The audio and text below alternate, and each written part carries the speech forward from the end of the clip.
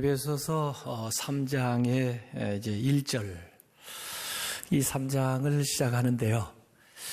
1절을 얘기하다가 아마 바울이 좀 하고 싶은 이야기가 갑자기 떠올랐나 봐요. 그래서 사실 14절부터의 내용이 이어지는데 2절부터 13절까지 좀 딴 이야기가 삽입되어 들어와 있어요. 어떤 사람은 그걸 잘 이해하지 못할지 몰라도 저는 충분히 이해합니다. 왜냐하면 저도 어느 때 설교하다 보면 갑자기 이 얘기를 좀 하고 싶다 하는 게 떠오를 때가 있어요. 과거에는 원고대로 하지 하고 그저 무시하곤 했는데 또 어느 때는 이거 성령님이 하라고 주신 말씀인데 갑자기라도 떠오른 이 말씀을 해야지, 그렇게 해서 가끔가다 그 원래 하려고 했던 얘기와 다른 딴 이야기를 할 때가 있어요. 물론 딴 얘기하다가 영영 못 돌아오면 그게 문제가 되지만 또 얘기하다가 다시 돌아와서 이 얘기를 하고 하죠. 그래서 오늘 이 바울은 1절부터 13절까지의 또 다른 이야기를 하고 그 다음에 14절부터 원래 하려고 하는 이야기가 진행이 되기 때문에 본문으로 보면 2절부터 13절까지가 좀 삽입됐다 이렇게 생각하면 됩니다. 그 14절부터 이야기는 다음 주에 하도록 하고요. 그 13절까지 이야기를 우리가 하는 데 있어서 1절 얘기해놓고 그 다음에 이제 14절 다시 돌아가서 얘기해야 되니까 13절을 그 1절하고 또 좀 비슷한 이야기로 바꿔 나서 그 다음에 14절을 진행을 하는데, 우선 1절에 이런 말씀이 나와요. 그리스도 예수의 일로 너희 이방인, 에베소에 있는 사람들은 유대인이 아닌 이방인이죠, 를 위하여 갇힌 자 된 나 바울. 그래서 예수님의 일 때문에 갇힌 자 된 나 바울 하고, 그 다음에 13절에 다시 그 말을 이렇게 바꿔서 반복해요. 그러므로 너희에게 구하노니 너희를 위한 나의 여러 환난, 앞에서 얘기한 대로 감옥에 갇힌 거죠. 그 여러 환난에 대해서 낙심하지 말라. 이는 너희의 영광이니라, 이렇게 얘기했습니다. 그래서 사실 오늘 13절까지 바울이 하려고 하는 내용은 바로 그것입니다. 자기가 지금 감옥에 있으니까 그 멀리 떨어져 있는 교인들이 자기를 염려하면서 또 안타까워하면서 또 어떤 사람은 부끄러워하면서 낙심할지도 모르는데, 그러지 마라. 내 환난 때문에 낙심하지 마라. 이것이 너희의 영광이 된다 하는 이야기를 여기 하고 있는 거죠. 이게 바울의 마음입니다. 바울이 감옥에 있어도 성도들이 자기 때문에 의기소침하는 거 원치 않고 부끄러워하는 거 원치 않아요. 왜? 자기가 그렇지 않기 때문에. 이게 바울의 마음입니다. 어찌 보면 이것은 부모의 마음이에요. 부모가 고생하고 힘들고 어려움 당해도 그것 때문에 자식이 위축되거나 또 그것 때문에 너무 마음을 쓰느라고 자기 할 일 못하는 거 원치를 않아요. 부모가 나 괜찮아, 앞으로도 잘 되면 돼, 또 잘 되라고 하는 거야, 절대 기죽으면 안 돼. 부모의 마음이죠. 이게 목자의 마음입니다. 제가 가능하면 설교를 다 써놓고 시간이 좀 남으면 제가 설교하려고 하는 내용을 잘 나타내 줄 수 있는 어떤 영상이 없을까 해서 찾아요. 그래서 앞에 지금 보여준 영상, 빨래복을 입은 아저씨인데 그 아내가 유방암으로 투병을 하니까 용기를 주기 위해서 그런 우스꽝스러운 모습을 하고 사진을 찍고 활동을 하는 거죠. 그래서 아내에게 힘을 주려고 그 핑크빛, 그 유방암 걸린 사람들을 위해서 일하는 사람들이 주로 그 용기를 내라고 하는 건데, 그러다 보니까 내 아내뿐 아니라 세상에 그렇게 어렵고 또 그 힘든 가운데에서 열심히 또 투병하는 분들을 위해서 내가 힘이 되어봐야 되겠다 해서 그 프로젝트를 진행하는데 그 영상, 그 사진을 보니까 너무 아름다워요. 그런데 아름답고도 슬프죠. 그 아저씨의 마음이 아마 이 바울의 마음하고 비슷하지 않을까 하는 생각에서 보여드린 거예요. 생명을 잉태하고 있는 산모, 엄마의 마음. 결국 그 아이를 낳을 때 산통을 겪을 것을 다 알고 있지만은 그래도 자신의 그 고난이 그 아이의 영광, 또 자기들의 삶의 영광이 될 거라고 하는 것을 확실히 알고 있기 때문에 그 고난을 참고 견디는 그 어머니의 마음과 같은 거죠. 더구나 지금 바울이 감옥에 있는데 무슨 남을 사기를 쳐가지고 감옥에 온 것도 아니고 남에게 뭐 해를 끼쳐서 그런 범법자로 감옥에 들어온 게 아니라 일반 죄수가 아니에요. 여기 예수 그리스도의 일로 들어왔다 그래요. 예수 그리스도를 증거하는 일 때문에 갇힌 자 된 나 바울 그래요. 사실은 로마 정권에 의해서 유대인들이 모함을 해가지고 그렇게 잡혀 들어왔으니까 내가 유대인들의 포로가 됐다, 또는 로마 네로의 황제의 죄수가 됐다, 그렇게 얘기할 수도 있는데 그렇게 얘기하지 않고 내가 그리스도의 포로가 됐다, 내가 예수 그리스도의 죄수가 됐다, 그렇게 얘기하는 거예요. 자기를 속박하는 것은 이 나라가 아니고 내 양심 정도가 아니고 내 신앙, 내가 믿는 하나님 때문에, 그 일 때문에 여기 와 있다는 거예요. 이 말은 부끄러운 일이 아니라는 겁니다. 이렇게 이 얘기를 하고 있어요. 복음을 증거하는 일 때문에, 더구나 복음을 듣지 못한 사람들 이 말씀 듣고 구원받으라고 다니면서 일한 것 때문에 잡혀서 이 감옥에 들어와 있는데 전혀 부끄럽지 않다, 그런 얘기를 하고 있어요. 어쨌든 바울도 지금 이 예배소서 옥중에서 그들에게 쓰고 있는 겁니다. 혹시나 교인들이 낙심할까봐, 자신을 걱정할까봐, 자기에 대해서 부끄러움을 가질까봐, 또 자기들이 가지고 있는 신앙생활에 의문을 제기할까봐 걱정하지 말아라, 낙심하지 말아라. 이 고난이 결국은 너희에게 영광으로 나타날 거다 하는 이야기를 바울 오늘 자기가 이 얘기 하려다가 다른 얘기를 하려다가 자기의 간증을 여기에 삽입해가지고 이 얘기를 하고 있는 거예요. 빅터 프랭클이라는 사람이 있습니다. 이 사람도 사실은 그 나치 치하의 2차 대전 때 저 아우슈비츠에서 포로 수용소에서 있던 분이에요. 유대인인데 오스트리아 빈에서 태어나가지고 빈 의과대학을 졸업한 정신과 의사인데 수감되어 이 수용소 끌려갔어요. 거기에 온 가족이 끌려갔는데 자기 아내는 다른 수용소로 옮겨가다가 사망을 했고, 아버지와 어머니는 아우슈비츠 가스실에서 가스로 사라졌고, 남동생은 강제 노역 중에 사망을 했고, 유일한 생존자 여동생은 실종돼가지고 만나지를 못했다가 나중에 후에 그 만나게 된, 하여간 인간으로서 겪을 수 있는 모든 고통을 그 나치 수용소에서 겪은 사람이 빅터 프랭클입니다. 거기에서의 경험을 써놓은 책이 죽음의 수용소에서 Man's Search for Meaning, 의미를 찾아서 뭐 이런 책을 썼는데요. 그분은 나중에 진료할 때 자기에게 우울증 환자, 또 정신질환을 앓고 있는 분이 와서 자기들이 고통스러운 그 힘든 과정 얘기를 쫙 하면요, 잠잠히 그걸 듣고 있다가 한마디 합니다.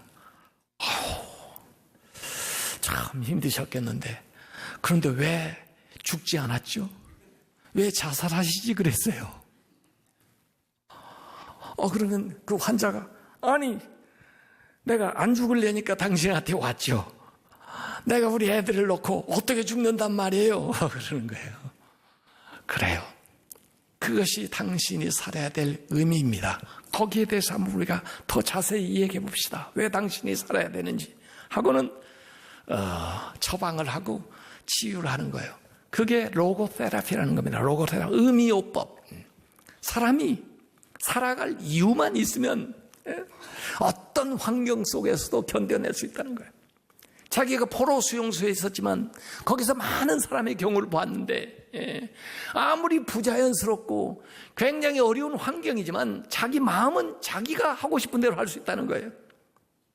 모든 상황에 대한 태도, 그것을 어떻게 받아들이냐 하는 것은 자기의 결정인데, 만약에 삶의 의지, 삶에 대한 의미를 가지고 있는 사람은 그런 극심한 환경 속에서도 살아났다는 거예요.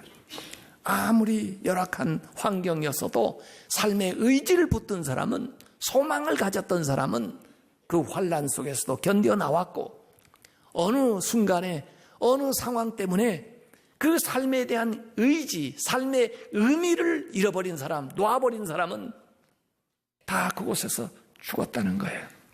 그래서 의미를 추구해야 된다는 거예요. 의미 요법을 얘기한 거예요. 그게 바로 로고 테라피예요. 여러분, 왜 사세요? 무엇을 소망하세요? 우리가 소망하는 것 중에 기독교의 이 구원의 소망, 이 복음이 우리에게 가르쳐주는 소망만큼 영원한 게 없습니다. 하나님께서 우리에게 가르쳐주신 이 말씀을 통해서 우리에게 주신 삶의 의미만큼 분명한 삶의 의지는 없습니다. 바울은 옥중에 있지만은 자기가 분명하게 확신하고 있는 소망이 있고 하나님이 주신 삶에 대한 이유가 분명하기 때문에 이 고난과 어려움 속에서도 능히 이겨낼 수가 있다는 거예요. 그래서 그 빅터 프랭클은 리치의 말을 인용해가지고 그런 얘기를 했어요. 왜 살아야 하는지를 아는 사람은 그 어떤 상황 속에서도 견뎌낼 수 있다. 사람은 왜가 있기만 하면 무엇이든지 견딜 수 있다. 뭐 그런 얘기를 했어요.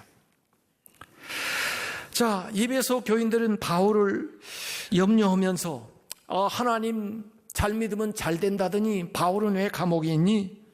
왜 의로운 사람이 이런 고난을 받아? 하는 얘기를 할지 모르겠는데, 그러나 바울은 나의 고난이 너에게 영광이 된다. 그래서 나는 확신이 있고 일에 대해서 담대하게 믿음으로 나아간다 하는 것을 12절에서 얘기를 합니다. 그래서 나의 여러 환난이 너의 영광이라 하고 자신 있게 얘기하는 거예요. 자기가 당한 고난이 결국 그들에게 큰 승리로 귀결될 것을 확신하고 있어요. 바울의 고난을 통해서 에베소 교회가, 성도들이 영광을 받게 될 것을 얘기하고 있습니다. 그들이 예수 그리스도를 알게 되고 주님을 더욱 가까이 모시게 돼서 구원으로 나아갈 과정을 생각하는 거죠. 그래서 바울은 이 고난을 적극적으로 수용할 태도를 보이고 있는 거예요. 골로새서 1장 24절에 나는 이제 너희를 위하여 받는 괴로움을 기뻐하고 그리스도의 남은 고난을 그의 몸된 교회를 위하여 내 육체에 채우노라. 고난을 자기에게 채우겠다는 거예요. 로마서 5장 3절 4절에도 보면 다만 이뿐 아니라 우리가 환난 중에도 즐거워하나니, 환난을 받는데 즐거워해요. 왜? 이는 환난은 인내를, 인내는 연단을, 연단은 소망을 이루는 줄 알미로라. 로마서 8장 18절에는 생각하건대 현재의 고난은 장차 우리에게 나타날 영광과 비교할 수 없도다. 고난이 영광으로 간다는 것입니다. 바울만 그런 얘기를 한 게 아니에요. 예수님의 수제자였던 베드로, 결국 순교자가 되었습니다마는 그 베드로가 성도들에게 권면할 때 베드로전서 4장 13절 14절에 너희가 그리스도의 고난에 참여하는 것으로 즐거워하래. 이는 그의 영광을 나타나실 때 너희로 즐거워하고 기뻐하게 하려 함이라. 너희가 그리스도의 이름으로 치욕을 당하면 복 있는 자로다. 영광의 영 곧 하나님의 영이 너희 위에 계심이라. 예수님도 이런 고난, 대속적인 고난을 감당하심으로써 우리에게 구원의 영광과 영광스러운 복음을 가져다 주신 거예요. 그리고 바울은 2절부터 12절까지 하나님이 자기에게 이렇게 베푸신 풍성한 은혜에 대해서 간증하고 있습니다. 감옥에 있으니까 사람들이 염려하고 낙심하지 않을 뿐만 아니라, 아니 내가 받은 은혜 한번 얘기해 볼까? 얼마나 풍성한 은혜를 받았는지 자기가 받은 은혜에 대해서 얘기를 해요. 측량할 수 없는 하나님의 은혜의 풍성함을 간증하는데 두 가지 큰 은혜를 여기 얘기하고 있습니다. 하나는 자기에게, 자기 같은 사람에게 그 어마어마한 하나님의 계시, 비밀을 하나님이 가르쳐 주셨다는 거예요. 그래서 그 복음을 자기가 알게 된 거, 너희들이 내 편지를 보면 내가 하나님에게 계시를 받아 그걸 알게 됐다는 것을 알게 될 것이다 하는 얘기를 자신 있게 하고 있어요. 자기에게 계시된 그 비밀, 그것이 놀라운 은혜고, 또 하나는 그 놀라운 비밀을 너희들에게 가르치는 직분을 나에게 주신 거, 그것도 놀라운 것이라는 거예요. 그래서 계시 그리고 위임, 이 두 가지를 얘기합니다. 비밀 그리고 사역, 이 두 가지를 얘기하는 거예요. 그래서 2절부터 6절까지 보면 바울이 맡은 복음에 대한 이야기하고 있습니다.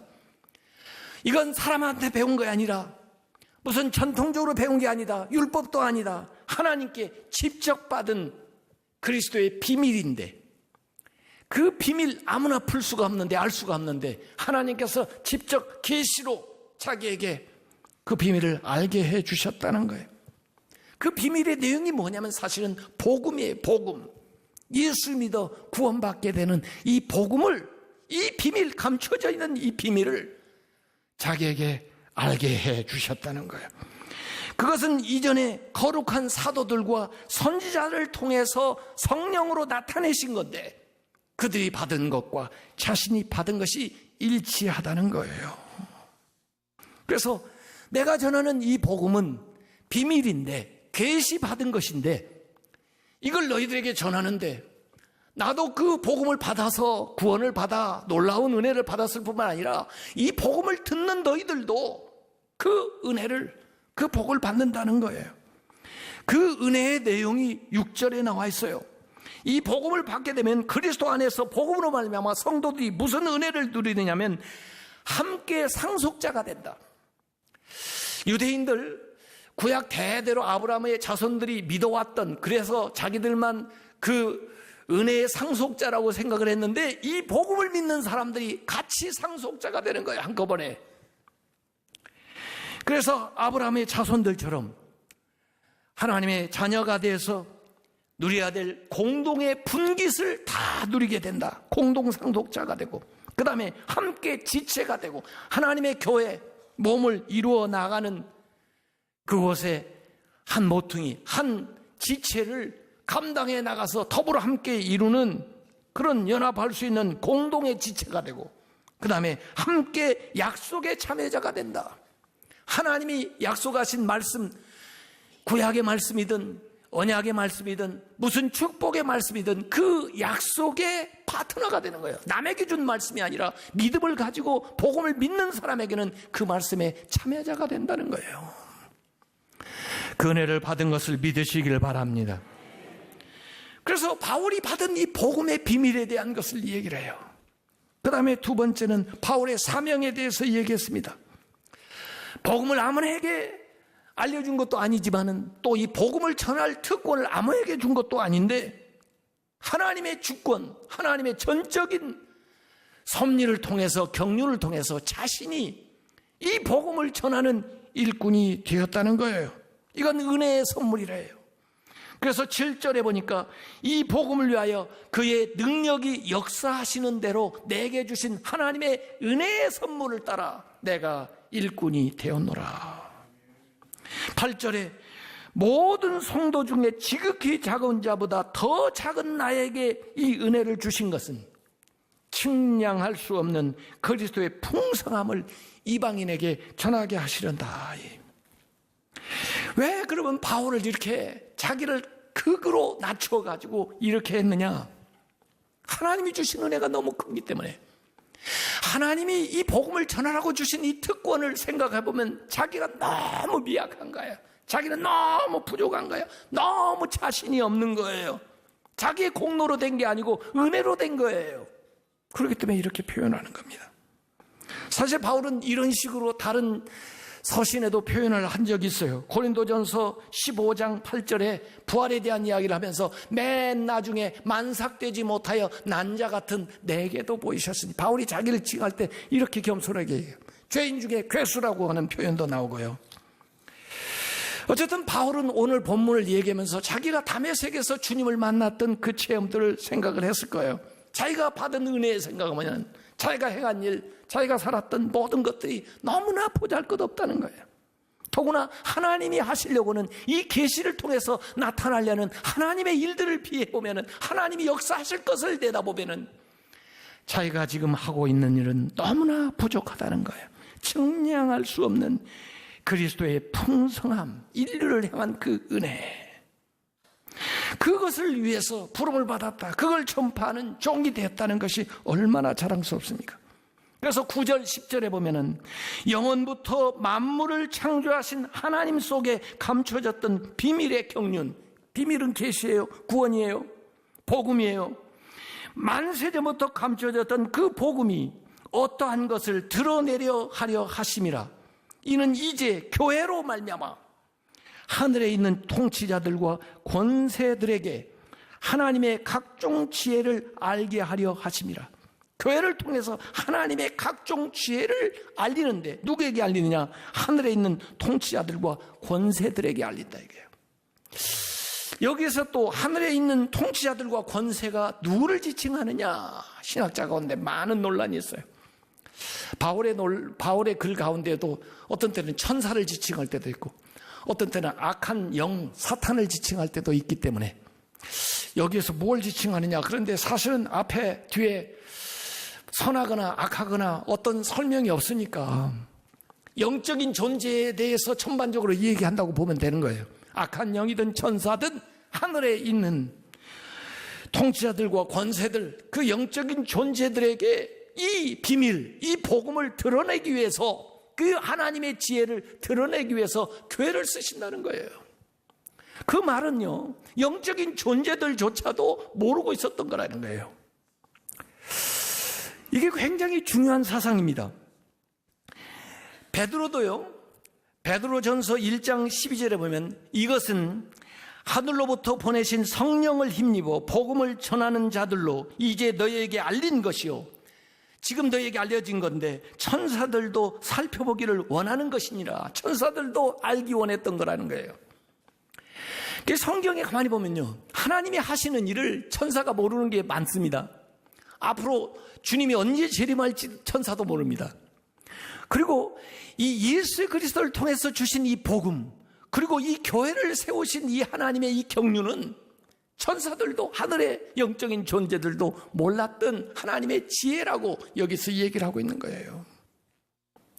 그러니까 여러분 생각을 해보십시오. 우선 악한 존재 사탄이 생각하기를 인간이 범죄하고 죄 가운데 빠져 있으니까 이제 다 내 밥이다, 이제 너희들은 다 망하게 됐다 하고 사탄이 생각했을 거 아니에요. 그런데 하나님의 묘수가 들어있습니다. 하나님의 묘수가 뭐냐? 예수 그리스도를 통해서 우리를 구원하시는 거예요. 그 복음, 그 비밀이에요. 그것은 이미 창세 전부터 하나님께서 계획하신 거예요. 그걸 통해서, 복음을 통해서 우리를 구원하시는 거예요. 그리고 또 하나님의 묘수, 교회예요, 교회. 교회를 통해서 이 복음을 전하고 이 일을 계속하게 하는 거예요. 그러면 사탄은 이제 전략을 어떻게 바꿔야 돼요? 복음을 듣지 못하도록 해야 되겠죠.